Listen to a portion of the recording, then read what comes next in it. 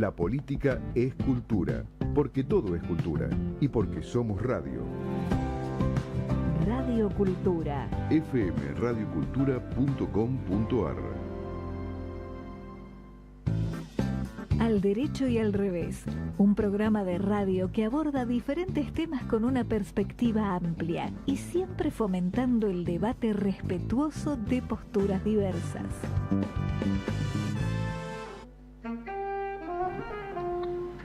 Hola, ¿qué tal? ¿Cómo andan? Empezamos el programa número 335 de Al Derecho y al Revés y tengo el micrófono tan alto que me está rompiendo los tímpanos, mira. Así nomás te lo digo, Leo. Van a tener la culpa.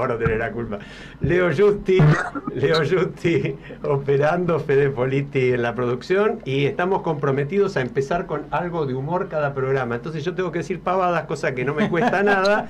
Marta se pone seria porque no le gusta, Mercedes se ríe un poco y Charlie está ahí a tono medio porque como él es el autor de los chistes del programa, le estoy ocupando su lugar. Bueno. No. Vos no empieces mintiendo, porque a mí los chistes me gustan. No me gustan los chistes tontos, pero sí me gusta y soy una absoluta defensora del sentido del humor, que es distinto. Alguna vez le dije a alguien, ¿con qué asociás el sentido del humor? Y me dice, a la dignidad. Mirá, bueno, perdóname, pero ese hombre tiene que hacer un curso intensivo del sentido del humor, porque no entiende nada de eso. Bueno, pero por lo menos a la inteligencia. Tal cual. Mercedes Jones, Carlos March, Marta Llanarte, Alejandro Drukarov. Marta lo hizo el programa anterior, me hizo dar cuenta de que nosotros nunca decimos quiénes somos, descartamos que nos conoce hasta el último ser humano del planeta, y la verdad que el último no nos conoce, creo que es el penúltimo sí, pero el último no es seguro.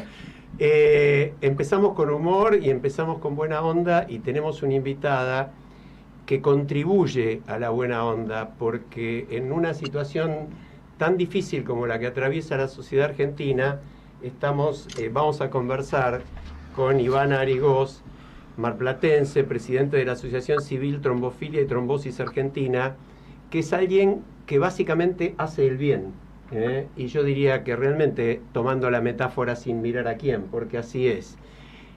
Yo voy a leer el tuit fijado por Ivana en su usuario de Twitter, que dice: por un diagnóstico precoz, tratamiento adecuado y prevención de la trombosis, por una política pública de salud preventiva.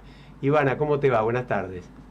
Hola, buenas tardes. ¿Cómo estás, Alejandro? Bueno, buenas tardes a todos y a los oyentes.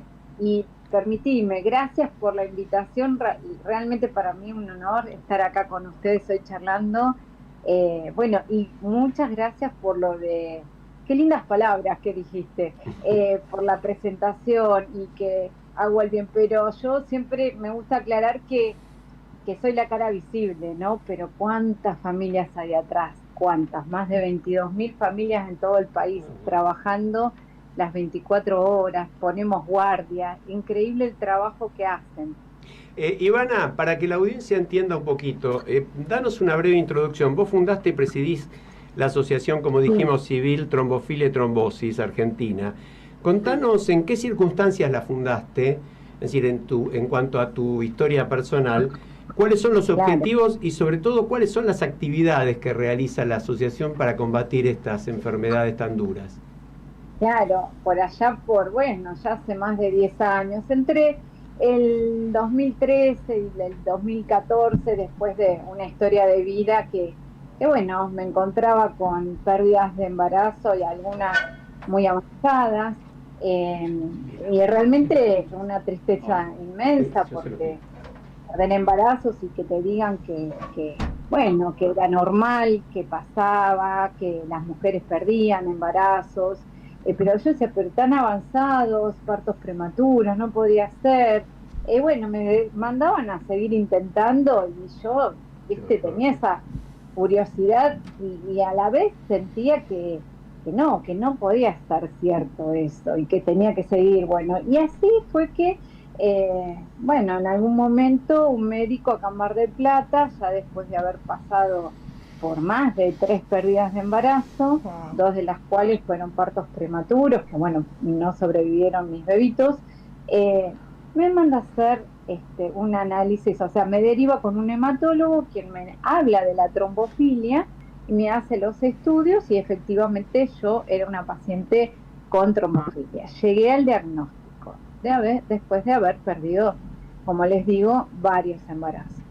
Y empecé con esa curiosidad que me caracteriza de averiguar de qué se trataba.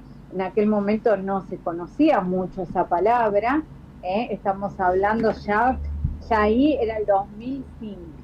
Entonces digo, no, esto no puede ser verdad, no puede ser cierto, que yo tuviera que pasar por todas esas pérdidas para llegar a un diagnóstico. Y efectivamente era así, un protocolo que indica que las mujeres debemos pasar mínimo por 3 pérdidas de embarazo para acceder a los estudios, hacia el diagnóstico y en el siguiente embarazo, en la siguiente búsqueda, sí recibir un tratamiento adecuado, del cual, a ver, entre el 85 y el 90% de esos embarazos con diagnóstico de tratamiento se llegan a término, un bebito vivo después de la semana 36.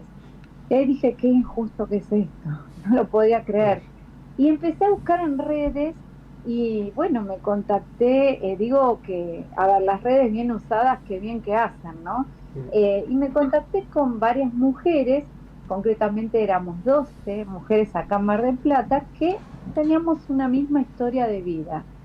Más o menos habíamos pasado por ese requisito de las pérdidas, mínimo 3 embarazos, y acceder al diagnóstico, llegar a ese diagnóstico. Entonces eso era lo que nos unía y dijimos, bueno, esto no puede ser así, tiene que cambiar. Y entonces, bueno, dijimos, ¿cómo? Y bueno, hay que hacernos fuerte. ¿Y cómo es la manera de hacernos fuerte? De cada vez reunirnos más y más personas que tengamos el mismo diagnóstico, más o menos un camino de vida parecido. Y así fue que, bueno, fundamos la asociación civil y hoy estamos en todo el país. Como les decía al principio, somos más de 22.000 familias. Y además estamos en Latinoamérica, no expandimos, y tratamos de, en el buen sentido, revolucionar, como quien dice, dar, mejor dicho, ¿no? Difundir, dar a conocer de qué se trata, qué es la trombofilia, cuándo tenemos que estar alertas, es realmente necesario ese requisito de las 3 pérdidas de embarazo, dar a conocer que también la padecen los hombres, no solo las mujeres. Y ese requisito en los hombres me van a preguntar, bueno, ¿y cuál es? Y pasar 2 trombosis, sobrevivir, digo yo, 2 trombosis para llegar así a tener acceso al diagnóstico y bueno, y un tratamiento, ¿no? Ahora, y bueno, sí, fue... Dale, Ivana, ¿por qué no explicás a la audiencia que cuántos tipos de homofilia existen, si hay una que es hereditaria y otra que no lo es, porque es muy diferente también, ¿no? La situación. Sí. Bueno, sí, hay 2 tipos de trombofilias, como si pudiéramos decir 2 grandes grupos. Uno, efectivamente, Marta, son las trombofilias hereditarias, aquellas son las que se transmiten de generación en generación, ya cuando somos un embrioncito, digamos, bueno, ya está ahí la mutación genética y nacemos con esa trombofilia hereditaria y nos acompaña durante toda la vida. Y la trombofilia adquirida, que es la autoinmune, como toda patología autoinmune, se despierta en algún momento de nuestras vidas. Una vez que se despierta, no hay cura y también continúa con nosotros durante toda la vida, con periodos en los que está activa y otros periodos por ahí esos anticuerpos están negativizados. Ahora, Ivana, perdóname, ¿qué porcentaje, si se sabe, hay de trombofilia hereditaria? De los casos de trombofilia. Ahí hiciste la gran pregunta, Alejandro, porque, a ver, a raíz de que escribo, redacto un proyecto de ley nacional de detección precoz de las trombofilias, tratamiento adecuado y prevención de la trombosis. Bueno, me preguntaban siempre en la Comisión de Salud de los diputados cuál era, qué población, qué porcentaje de la población la tiene. Entonces me reuní por el 2018, la primera audiencia pública que se dio en el Ministerio de Salud de la Nación, con quien en ese momento era el ministro de Salud, el doctor Rubinstein, y efectivamente me doy cuenta de que no había estadísticas en nuestro país, desde los 90 que no hay estadísticas. Entonces yo decía, pero sí, esto se puede prevenir, ¿cómo no hay estadísticas? Siempre era encontrarme, era como el perro que se quiere morder la cola, siempre llegábamos al mismo lugar. Entonces, el año pasado, y esto es una de los objetivos de la asociación civil, tomamos la iniciativa y nos firmamos un convenio de colaboración mutua con una empresa argentina que es Set Biotech, que fueron quienes hicieron el primer kit del COVID, de detección del COVID en Argentina. Bueno, ellos desarrollaron un kit de detección de trombofilias hereditarias, y junto con también el Hospital Austral, con la doctora Mariela Gerde, que es jefa de trombofilia del Hospital Austral, hicimos la primer campaña nacional y gratuita en Argentina, donde diagnosticamos a 100 mujeres, pudimos darles 100 diagnósticos precoz, y con eso obtuvimos, claro, que sí, una estadística. Argentina se basaba con las estadísticas de los consensos internacionales, concretamente latinoamericanos, de congresos, ¿no?, en Latinoamérica, que establecían que entre el 3 y el 5% de la población padecen una trombofilia hereditaria. Bueno, nosotros logramos con esta campaña ir al punto. Se basa, quisimos demostrar el nexo causal entre la paciente y los antecedentes familiares, que si preguntamos, si cuestionamos a esta paciente qué antecedentes tienen, podemos, como quien dice, hilar finito y hacerle el estudio a esas personas. Bueno, eso casi cuadruplicó el porcentaje. El 18.18% de las mujeres en Argentina que tienen antecedentes familiares trombóticos tienen una trombofilia hereditaria. Entonces ahí estamos próximos a volver a presentar el proyecto de ley donde incorporamos estos resultados de la campaña que hicimos para justamente demostrar qué importante es abrir camino, abrir paso, como bien dijiste, Alejandro, que puse en mi tweet, hacia políticas públicas de prevención en la salud, porque personas, hombres y mujeres, fallecen cada 4 en el mundo, una por una trombosis, siendo realmente personas jóvenes, menores de 55 años, que posiblemente no tienen un diagnóstico, no saben que tienen esta condición, que tienen una trombofilia, y que pueden realmente evitar esa muerte precoz. Marta. Sí, hablábamos justamente con nuestra invitada en el Zoom previo, y yo le decía que desde el programa, y seguramente ustedes lo comparten, Alejandro, Mercedes, Charlie, nos genera una gran satisfacción poder abrir este espacio a gente que hace estas cosas que vos hacés, que son tan importantes.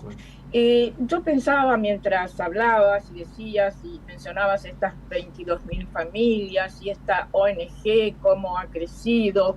Cuando contaste los orígenes a partir de tu propia historia y 12 mujeres marplatenses, ¿no? 12 apóstolas, 12 apóstolas, ¿no?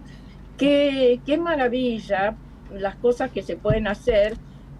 Por un lado esto, qué maravilla y qué terrible que lo tengan que hacer personas a partir de su sufrimiento personal y que el Estado no tenga políticas de prevención o estudios en relación a este tema, porque como vos lo decís en alguna de las notas y creo que también dijiste acá, con tratamiento 80-90% de esos embarazos llegan a término y sin tratamiento el 5%. ustedes han logrado, es decir, ¿cuántos niños, niñas por nacer han quedado en el camino? Y a su vez ustedes, ¿cuántos niños, niñas han logrado que nazcan? Eso es maravilloso, Exacto. La verdad no tiene precio. Gracias, Marta. Realmente es un trabajo en equipo, es arduo, pero lo hacemos desde el corazón, desde el amor, del dolor que implicó para cada una de nosotras, ¿no? Haber pasado por esa situación, y queremos que realmente cada vez nazcan más bebés, que cada vez sean menos los que se quedan en ese camino, y realmente, bueno, concientizar. Tenemos una red en todo el país de donación de la medicación que es muy cara y que hoy, bueno, está complicado, pero no por hoy, desde siempre está complicado con las prepagas. Una pregunta.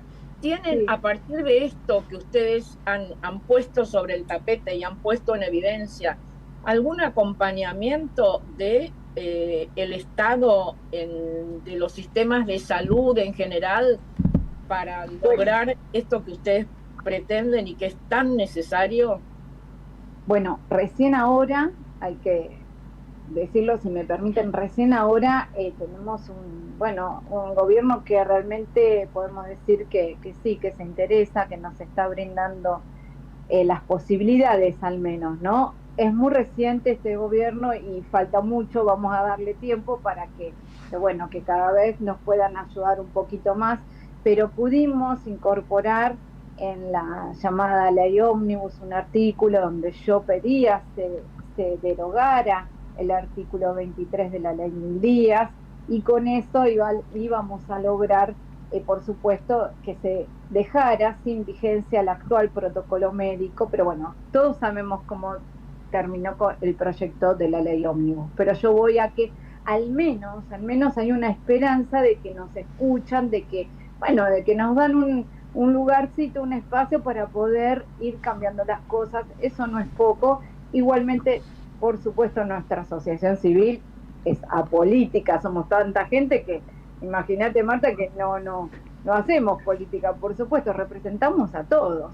Entonces, vamos a volver a presentar nuestro proyecto de ley y esperamos que todos los espacios nos apoyen, porque lo importante es que todos nos apoyen, ¿no? Ivana, antes de preguntarte y que le cuentes un poco a la audiencia cómo puede también participar y qué es la Red Nacional de Donaciones de Parina que mencionaste, te quiero hacer escuchar un mensaje que recibimos para este programa y que se refiere también a este tema.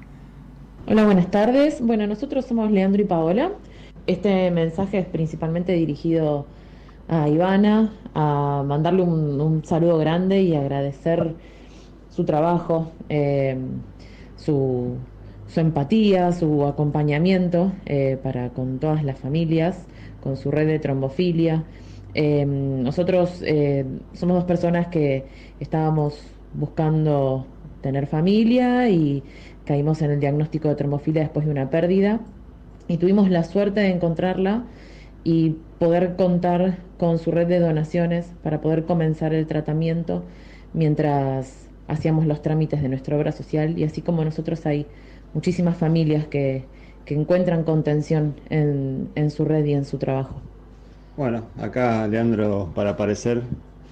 Me sumo a lo que dijo Pau y solamente agradecimiento a Ivana, a toda la gente que nos ayudó y nos está ayudando en este camino tan lindo, que es el deseo y las ansias de ser padres, y lo estamos logrando. Estamos ya de 7 meses esperando a nuestra hijita Amelita. Estamos muy felices y queremos brindar todo nuestro apoyo a la red de Ivana y a todo lo que podamos ayudar en cuanto a donaciones. Una vez que terminemos el tratamiento van a volver a la red. Y bueno, muchas gracias a todos, gracias Alejandro, equipo, radio, y nada, estamos felices y esperando a nuestra hija.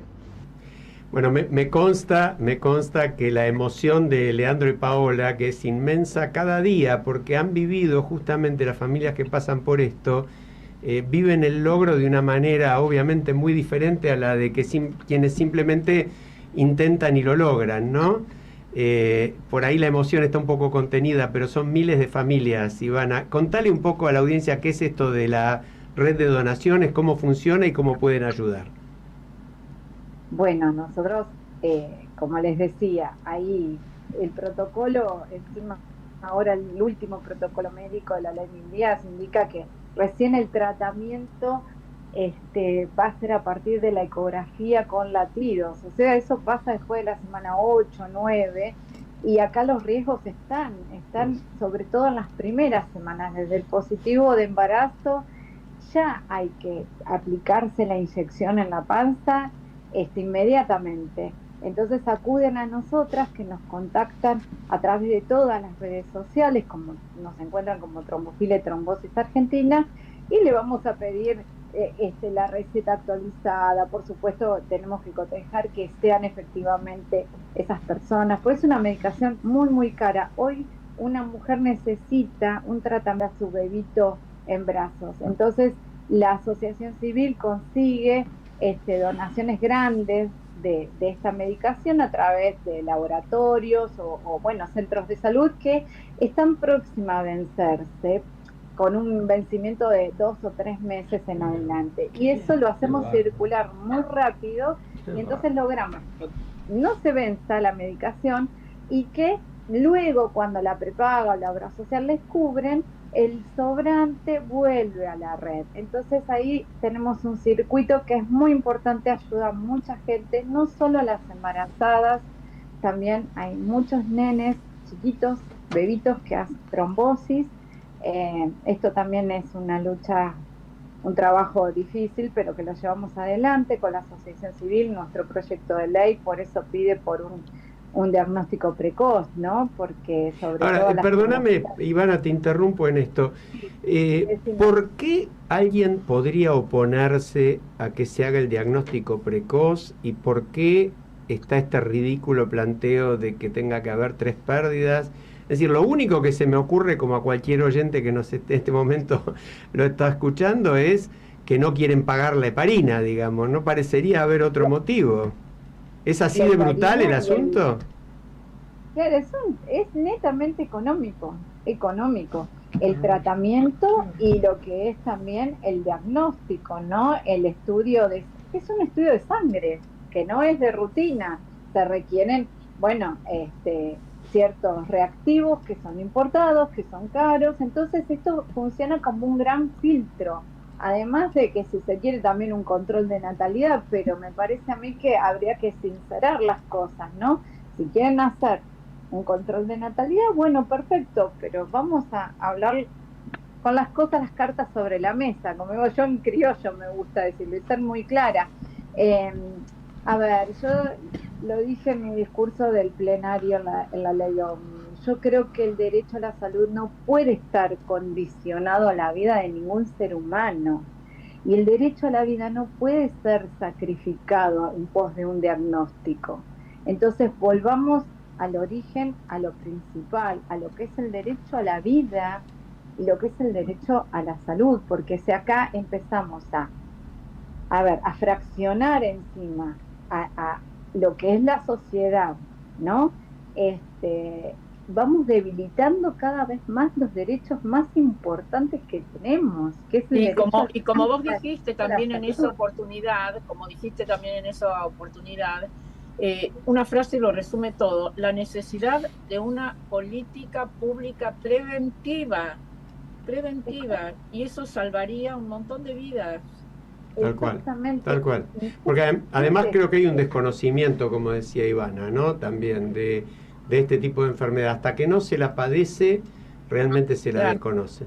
¿Charlie? Sí, Ivana, yo quería preguntarte, ¿se entiende, no se justifica, pero sí se entiende que los actores privados de la salud pública prioricen la rentabilidad y la mirada económica?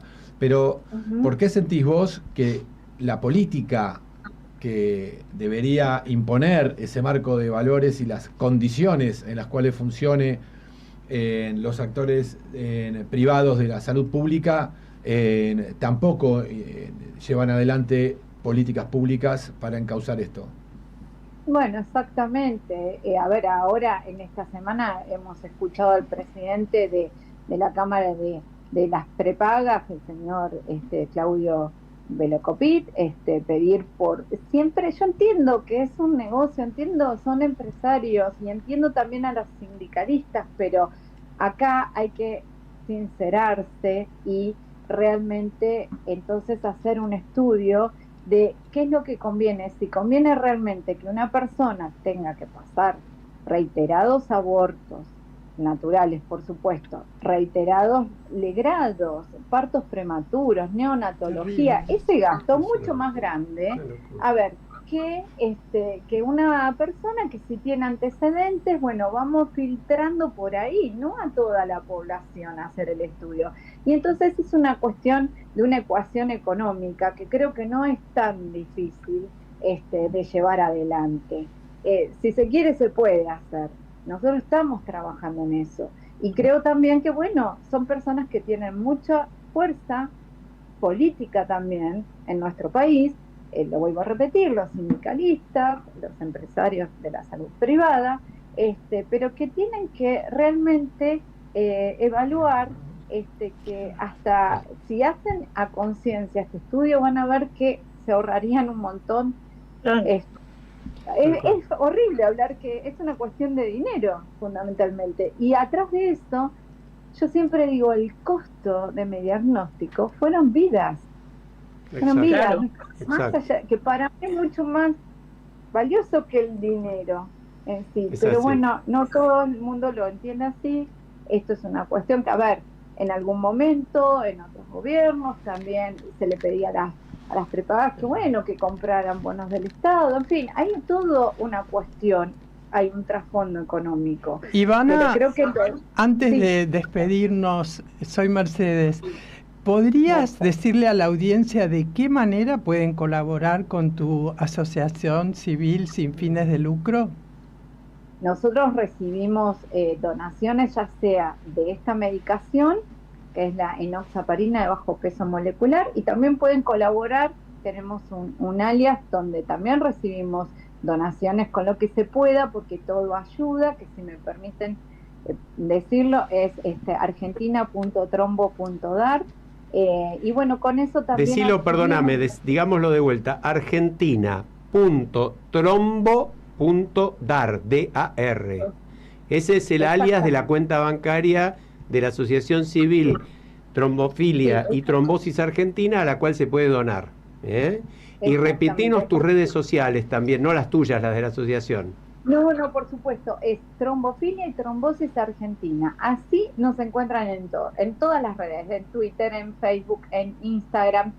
Se comunican a través de los mensajes privados y, como les decía, tenemos guardia las 24 horas. Realmente, esto lo digo, pero no por mí, sino por toda la gente que trabaja en la Trombofilia y Trombosis Argentina. Exacto. Nos llaman, nos mandan un mensaje y es instantáneo la donación de la medicación. Nos llaman muchas veces desde los hospitales también, porque hay que decir algo, en los hospitales públicos nos mandan los pacientes porque no tienen la medicación y les dan los teléfonos inclusive de contacto, pero por las redes nos pueden comunicar, se pueden comunicar al instante. Y literalmente es cuestión de minutos, porque nos organizamos por zonas, por dosis, así que donde estén, en cualquier punto del país, inmediatamente tienen la medicación, porque es cuestión de vida, no solo de una embarazada, vuelvo a repetir, hay niños con trombosis, personas con tratamientos oncológicos que necesitan también esta medicación y es muy costosa, y ahí estamos para ayudar. Ivana Arigós, Asociación Civil Trombofilia y Trombosis Argentina, muchísimas gracias por tu tiempo, pero sobre todo por lo que hacen. Muchas gracias a ustedes por el apoyo, el acompañamiento y ayudarnos a difundir. Gracias. Y un abrazo enorme a las 12 apóstolas. Gracias. Muchísimas. No me había dado cuenta de eso, pero a veces no tienen que ser las cosas, dicen, ¿no? Gracias, muchísimas gracias. Bueno, un abrazo, Ivana, y ya volvemos, ¿no? Al Al derecho y al revés, apuntamos a ser caja de resonancia de la sociedad civil y a estimular la participación ciudadana en la vida pública, difundiendo las iniciativas que la canalizan.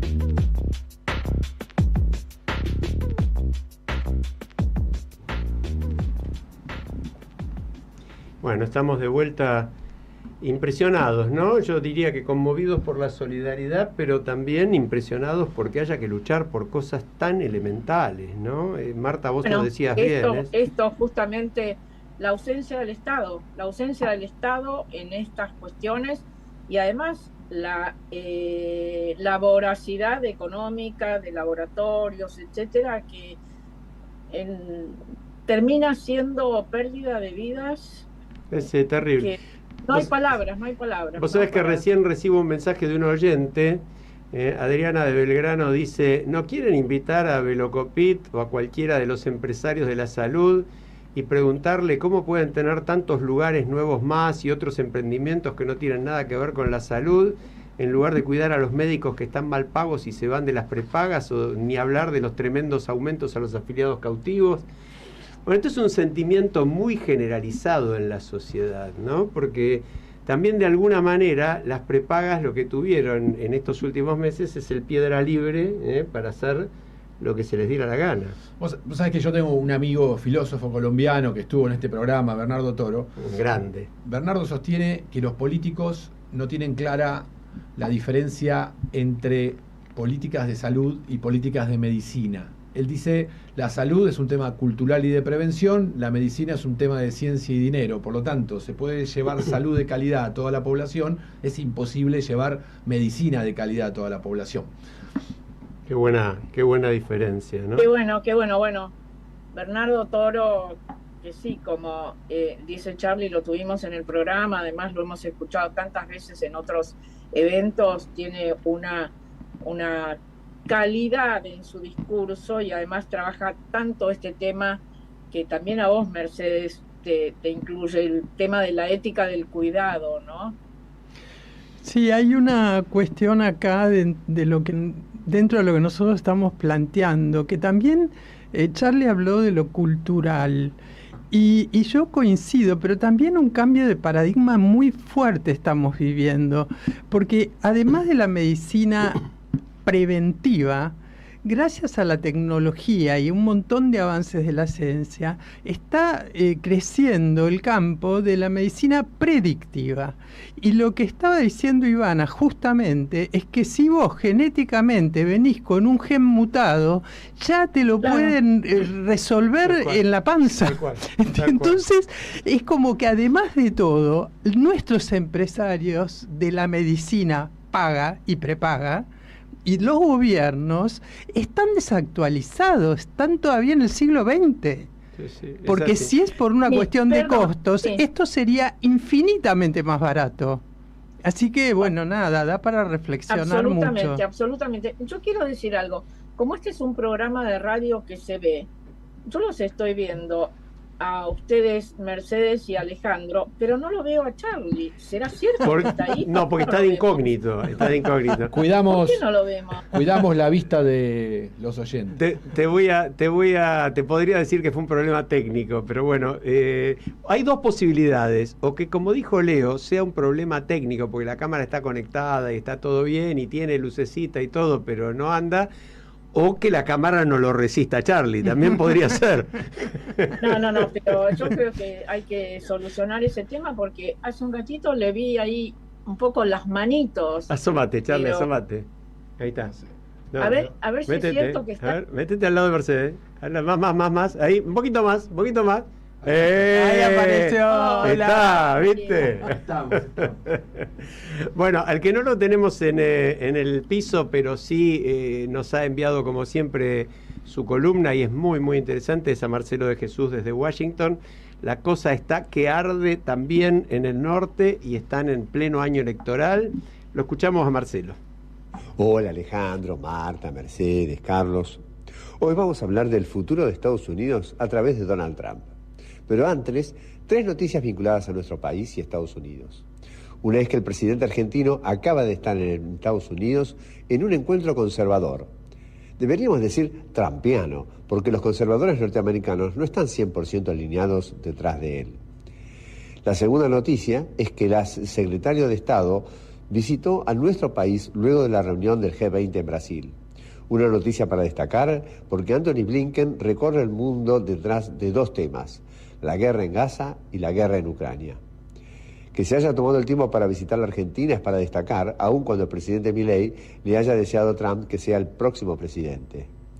De paso, no menos importante es que Gina Gopitach, segunda de la gerencia general del FMI, haya estado en el país advirtiendo sobre una crisis social. Esta advertencia no fue solo para Milei. Desde el año 2020 el fondo le viene advirtiendo al país esa cuestión, aunque claro, por diferentes decisiones de gobierno.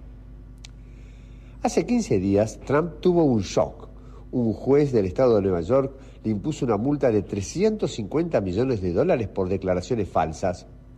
El monto es aún mayor porque esa suma lleva intereses desde el momento en que Trump hizo esas declaraciones.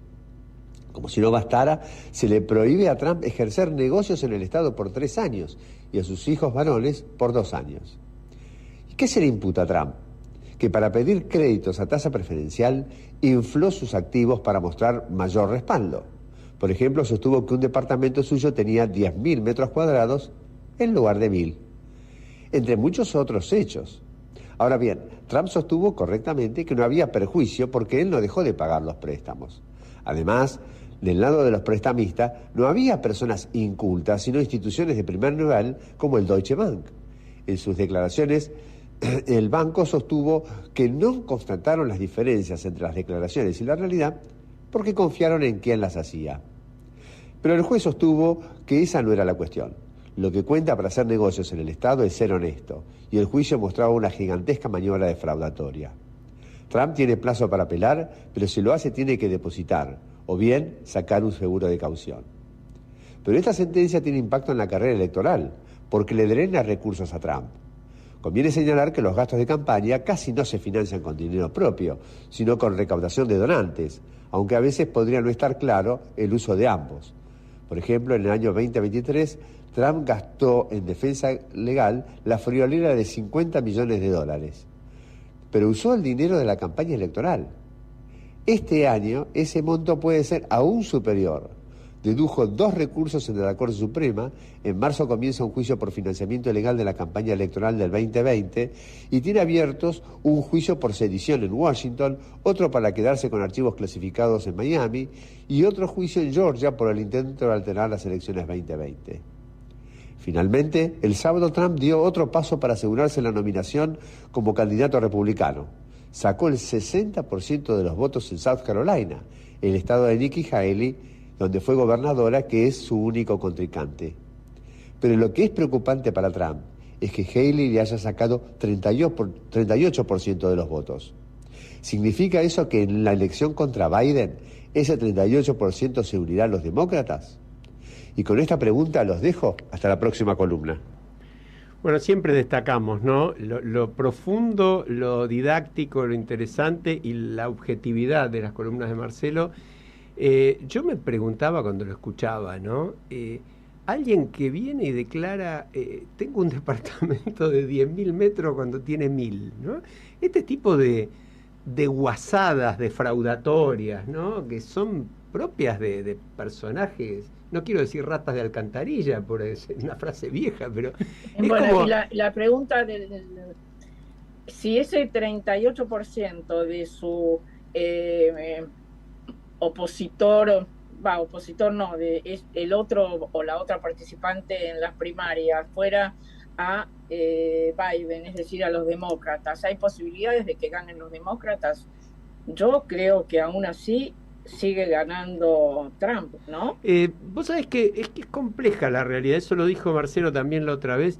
Hay análisis objetivos, era muy interesante cuando charlamos con Carlos Fara hace un par de programas, que está allí hace un par de meses, que darían que Biden debería poder ganar la elección, porque la economía está mucho mejor, porque la desocupación es baja, porque la inflación bajó mucho, pero es una situación tan atípica, tan extraña la que produce que un tipo que trató de tomar el Capitolio, que se llevó los papeles secretos, que falsifica sus declaraciones ante los bancos, tenga semejante nivel de adhesión. Obviamente es un poco paralelismo con lo que podemos plantear acá con respecto a la situación actual, ¿no? No es a esa persona que tanto lo quieren, sino que votan contra lo otro, contra lo que tuvieron, contra los demás. Es mi única explicación. Sí, tal cual. Bueno, ¿qué les parece si, ya que nos estamos metiendo en Argentina, yo desde la orilla de enfrente, desde Uruguay, quisiera empezar a hablar de el comienzo de clases, ¿no? Hoy comenzaron las clases en Argentina, con la realidad de un paro también insólito, innecesario seguramente. El desmantelamiento cultural que se está generando va creciendo.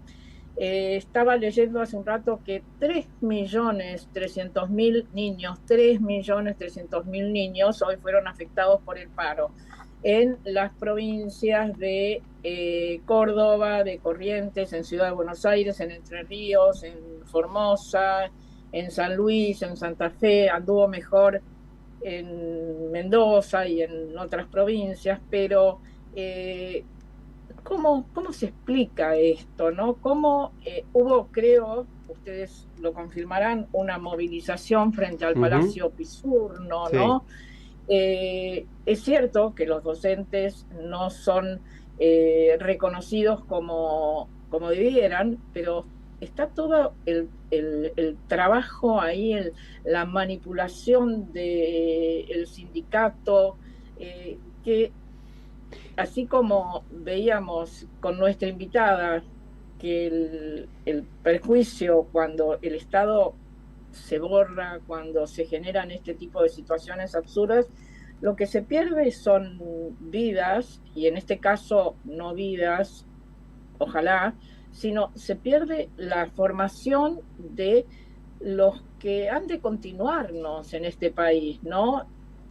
Yo, Marta, creo que hay un derecho y un revés en esto, ¿no? Para mí bastante notable. Por un lado estamos hablando de los mismos gremios y sindicalistas y dirigentes, porque además cuando hablamos de los mismos es porque son los mismos hace muchísimos años, ¿no? Que no hicieron un solo paro ni un solo reclamo en 4 años del gobierno anterior. Dato irrefutable que por supuesto les quita enormemente autoridad moral. En paralelo estamos hablando de sueldos que han tenido un aumento ínfimo en comparación con una inflación brutal que en los 3 meses que va a llevar este gobierno, cuando lleguemos a la altura del 10 de marzo, va a estar alrededor de un 80% la inflación acumulada. Entonces, yo creo que están los dos problemas, es el derecho y el revés. Y además me parece que de un lado se especula con la idea de alguna manera gritada, hoy escuchaba a algunos de los sindicalistas en el acto, muy lamentable, hablando ya de que se vaya el gobierno, barbaridades que son totalmente antidemocráticas, y por el otro lado hay cero intención de negociación para llegar a un acuerdo de parte del gobierno. Y Ale, además tenés un dato que lo estábamos mirando recién en la televisión, de el 93% ¿no? No, 93. 93 en Cava. 93 y en en Cava. Otras provincias, es decir, como que hay una reacción de los docentes también de sostener... 93 quiere decir, Mercedes, 93 de asistencia. De asistencia Marta. de los docentes en Cava, y en otras provincias 73, pero, o sea, no es que hubo un ausentismo significativo. significativo. Cierto, pero los perjudicados, los que no tuvieron inicios de clase fueron 3.300.000, que es un montón también. Sí, claro. Y vos decías, Alejandro, no en el periodo de gobierno anterior no hubo paros, qué casualidad, no hubo paros, pero mejoró la educación. Por supuesto que no. Mejoró la educación, por supuesto que no. Los datos son, miren, los siguientes. El 60% de los niños de la escuela primaria, además la escuela primaria es fundamental porque por supuesto, tiene que ver con la alfabetización temprana, tiene que ver con la lógica matemática, elementos aunque sean mínimos, los fenómenos de la naturaleza, algo de programación.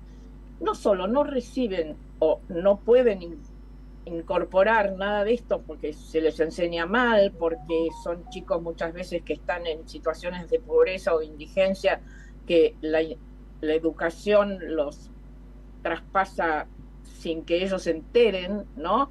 El 60% no aprende a leer. Y en sexto grado, esto es un dato que leía hoy, el número de analfabetos llega a casi el 70%. El 70% de analfabetos en séptimo grado. Analfabetos funcionales, digamos, que no comprenden lo que Vos hablas de comprensión, claro, ¿no? No el comprenden concepto, lo que leen. Claro, no el concepto histórico de analfabetismo, digamos. Exacto. Ajá. Analfabetos funcionales.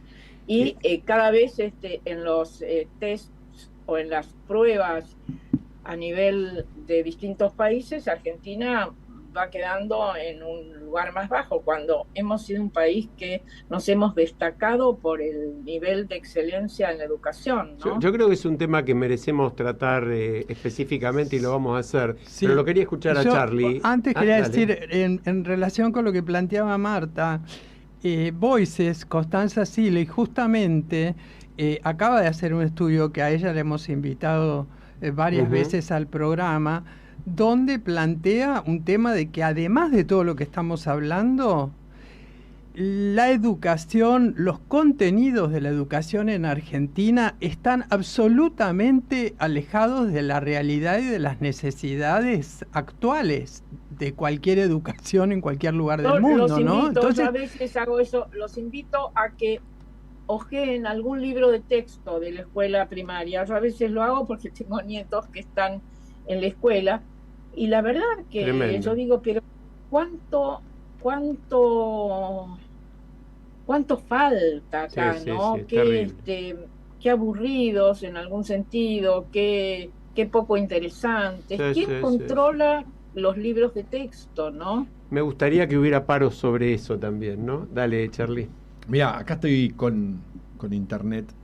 Se cumplen 140 años, el 8 de julio, de la promulgación de la ley 1420, que estableció la educación gratuita, común y obligatoria.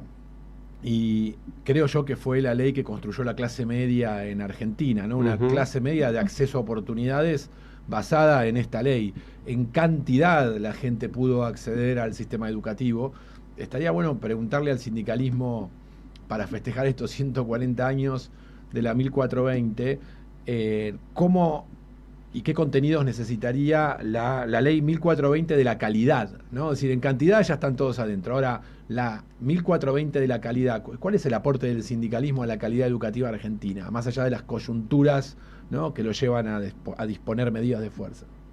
Sí, y vos sabés que en ese sentido, además, no hay quien no se llene la boca en la dirigencia política hablando de que la educación es indispensable, de que gran parte de los problemas están originados justamente en los déficits de educación. Y prácticamente no hay propuestas significativas tampoco desde el Estado, desde las distintas administraciones que se han sucedido, para modificar esta situación, ¿no? Ahora, de todas maneras, a mí me parece importante resaltar el rol y la calidad de la docencia argentina. Yo, que conozco profundamente el sistema educativo, porque además soy maestra normal nacional, y que he estado en el conurbano bonaerense conversando con directoras de colegio, yo creo que no tenemos un desastre mayor en nuestra educación gracias a la calidad y a la vocación de nuestros docentes, que es admirable. El programa, ¿se acuerdan?, invitó a una docente que fue reconocida a nivel mundial, porque realmente pasa eso también. En el medio de todas estas luces y sombras, derechos y reveses, creo que el eje, igual que la enfermería en el sistema de salud, es gente con vocación y con verdadera calidad, los médicos, o sea que tenemos que pensar en nuestro capital social también, eso, para no deprimirnos. Yo quiero deprimirnos. decir que coincido absolutamente con Mercedes, eso es cierto, y quienes hemos tenido buenos docentes sabemos lo importante que han sido en nuestras vidas. Y además, Mercedes, otra coincidencia más tenemos vos y yo también soy maestra normal nacional. Con orgullo, ¿no? Sí, el problema, claro. el problema es que en este momento los maestros y las maestras están condenados al heroísmo, ¿no? Si quieren llevar adelante. Bueno. Y este es el horror. Y lo mismo pasa con los médicos. Igual el sistema de salud, exacto. Estamos hablando de un sistema de salud, tendríamos que volver a tratarlo. Y yo les voy a Los proponer... imprescindibles, ¿se acuerdan, no? Tal cual. Los imprescindibles. Vamos a volver a invitar a algún profesional de la salud, de los que tienen una experiencia fuerte en los sectores de lucha, tipo terapia intensiva, y que nos expliquen porque se está vaciando. Por ejemplo, el otro día escuchaba a uno de los directivos de una de las sociedades, creo que la Sociedad de Pediatría, hablando de la falta cada vez mayor de pediatras, porque no quieren seguir la carrera, porque sencillamente no es rentable, no se puede vivir con eso, hay que tener 3, 4 trabajos y andársela rebuscando de una manera tal que o se van o buscan otra alternativa, ¿no? Ese tipo de problemas no se encaran demasiado en la Argentina. No. Bueno. Y no se planifica las especialidades que necesitamos. También. Porque no hablamos de pediatras y por ahí se necesitan más geriatras que pediatras. Y en algunos otros lugares, por el tipo de enfermedad que hay, en algunas provincias, otro tipo de especialidad, y eso no se planifica. Marta, nos quedan un par de minutos, pero vos sabés que leí un artículo hace un par de días, que sé que vos también lo leíste, que recuerda que era un idiota. ¿Te acordás que nosotros escribimos sobre el tema hace no mucho tiempo? Entre los griegos, el idiota era aquel que no se ocupaba de las cosas de la comunidad. Tal cual. Entonces, en el transcurso de los siglos, aquel que permanece aislado, que permanece indiferente a las cosas comunes, claro, se lo empezó a llamar idiota, pero el origen es el ciudadano que no participa. Tal cual, y creo, no me acuerdo si el título nuestro era tipo No seamos idiotas, pero creo que era algo parecido, ¿no? Algo así, o variedad de idiotas. O variedad de idiotas, algo así. Bueno, el título de este artículo de Marcelo Recico, un profesor de la UCA, es ¿por qué es un idiota, entre comillas idiota, quien evade la justicia social? Y la síntesis dice, un buen gobierno no puede esquivar ese cometido, porque sería negar su razón de ser, reduciendo la interacción en comunidad a la ley de la selva. El león se comerá al ratón y es mentira que todos podemos ser leones. Bueno, tema para otro programa.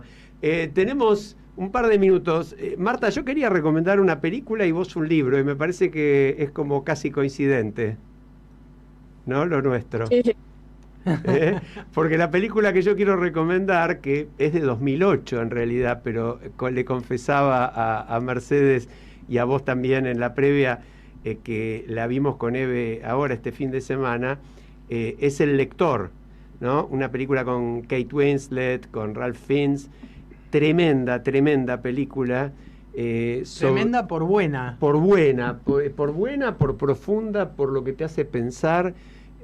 Por todas las pasiones y las actitudes humanas. Bueno, el que no la vio igual se puede spoilear, esa película de 2008 un poquito. No puede spoilear. No la puede spoilear. A mí me encanta spoilear. No. Fue el mayordomo. Pero vean, no, en este caso no. No, pero es una película sobre una mujer que trabajó en su momento en campos de concentración nazis. Y de alguna manera ese horror que pinta la película, que no tiene ningún golpe bajo ni ninguna cosa cruenta, pero muestra a qué punto también era un trabajo más en la Alemania nazi el de ser un ayudante ahí. Bueno, a esta mujer le leían libros porque ella no sabía leer ni escribir. Este es un poco el núcleo de la historia. pero es bastante más compleja que esto. Y Marta, está el libro justamente en el cual se basa la película. Pero vamos a hacer un alarde de la cultura de este programa. Vos hablás de la película y haces mención a cosas que tienen que ver justamente con enriquecimiento cultural de cada una de las personas que puedan ver esa película, y por otro lado yo lo completo con el autor de ese libro maravilloso. El autor es Bernhard Schlink, un alemán que es jurista. Además, justamente habrás visto en la película que hay muchas cuestiones que tienen que ver con lo jurídico. Tal cual, y el protagonista es abogado también. Uno de los protagonistas es abogado. Obvio, bueno, obvio. Y el libro es impactante, atrapante, muy recomendable. El lector de Bernhard Schlink. Buenísimo. Bueno, nos estamos yendo, me sobran como 30 segundos y no sé qué hacer. Estoy como... Ustedes, hay una escena de la película Que diga algo Charlie, que diga algo Charlie. Que diga algo Charlie, sí. No, en Mi querido presidente, ¿se acuerdan de esa hermosísima película también con Michael Douglas y Annette Bening? El presidente en un momento dado viene con toda la agenda corriéndole, que llega tarde a esto, llega tarde al otro, y de repente la secretaria le dice: señor presidente, estamos con 5 minutos de adelanto. El tipo sale corriendo diciendo: llego tarde. No, de adelanto, dijo. ¿Y qué hago ahora con la vida? Bueno, vayan a ver Edith Piaf, que están levantándola, creo que ahora el 3 de marzo. Aquellos Piaf, que no fueron, Piaf. Alucinante. Elena Roger, espectacular. Hasta la semana que viene. Un abrazo grande para todos.